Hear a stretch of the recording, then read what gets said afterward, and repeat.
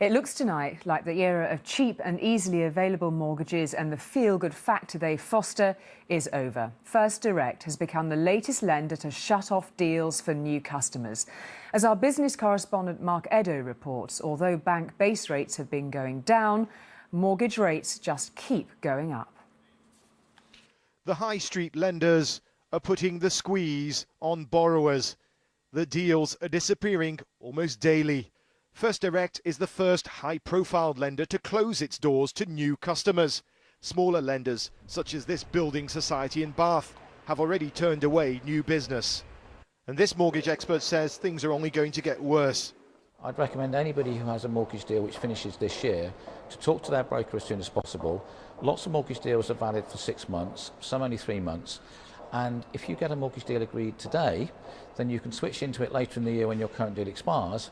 Lenders turning away borrowers. It shows just how much the credit crunch has changed the mortgage market. Banks and building societies can no longer raise any cheap funding on the wholesale money markets. The credit crunch has meant banks are hoarding their cash and refusing to lend to each other. The Bank of England's base rate at the moment is 5.25%. And there's a big gap between that and the interbank lending rate, just over 6%. That's the price at which banks lend money to each other. It goes some way to explain why variable rates for some mortgages have climbed as high as 7.4% this week. But this former Bank of England insider believes he's found a solution. If mortgage lenders could use other forms of collateral to get cheap loans from the Bank of England, then they'd have more money to offer better mortgage deals. So the bank can do a lot to renormalize conditions in this key market for securitized mortgages. Without that market reopening, we're not going to see lenders coming back anytime soon.